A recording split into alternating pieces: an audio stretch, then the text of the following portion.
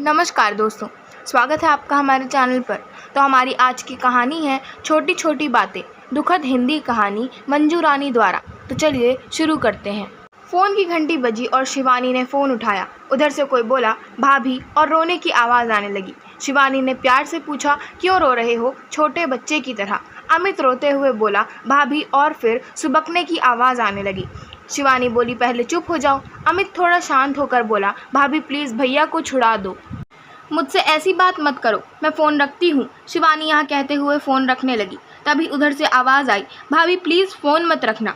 भाभी भैया की गलती नहीं है। क्या कह रहे हो तुम? तुम्हें पता भी है मुझे तुमसे इस विषय में कोई बात नहीं करनी। कुछ और बात है तो बताओ। भाभी मैं जानता हूँ, अमित रूंधे हुए स्वर में बोला। शिवानी ना चाहते हुए भी थोड़े गुस्से से बोली, क्या जानते हो? यही कि भैया ने आपको मारा, और क्यों मारा ये भी जानता हूँ। अमित थोड़ा धीरे से बोला। शिवानी को अब गुस्सा आने लगा और वो थोड़ी तेज़ आवाज़ में बोली, ये सब कहने को तुम्हें किसने कहा?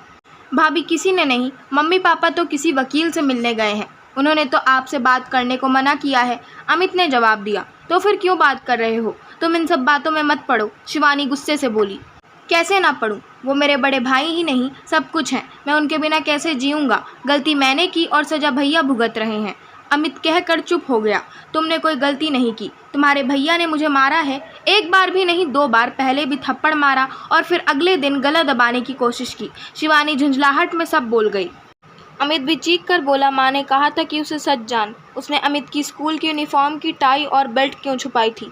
वो भैया को बार बार फ़ोन करके परेशान किए जा रही थी। भैया ने बताया था कि आपने ऐसा कुछ नहीं किया। उन्होंने कहा आप झूठ बोल रही हैं, आप चाहती ही नहीं कि मैं पढ़ूं। बस भैया को गुस्सा आ गया।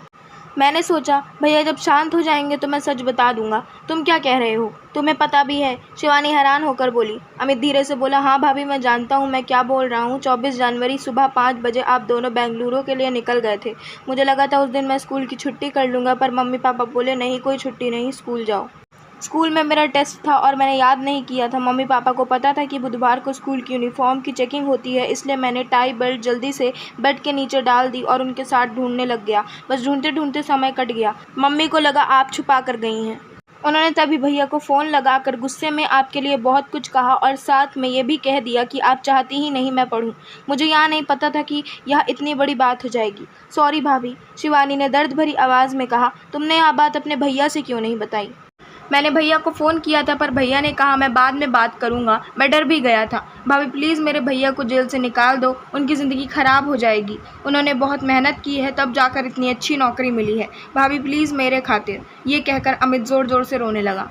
शिवानी बोली, चुप हो जाओ, मैं तुम्हारे भैया को जेल से निकाल दूंगी, पर तुम प्रॉमिस करो तुम हमारी इन बातों के बारे में कभी किसी को नहीं बताओगे, अपने भैया तक को नहीं। आज के बाद मुझसे बात भी नहीं करोगे। शिवानी ने फ़ोन रख दिया। फ़ोन रखकर वो फूट फूट कर रोने लगी।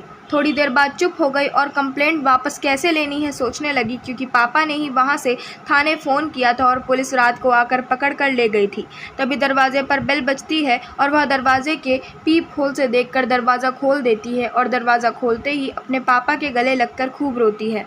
उसके पापा की भी आंखें नम हो जाती हैं। फिर उसके पापा उसे चुप करवाते हैं और उसे कहते हैं तैयार हो जाओ, थाने जाना है, FIR लिखवानी है। रात को सिर्फ तुम्हारे प्रोटेक्शन के लिए पुलिस उसे ले गई थी। शिवानी पहले अपने पापा को पानी देती है और फिर चाय बनाकर लाती है। पापा कहते हैं चाय क्यों बनाई?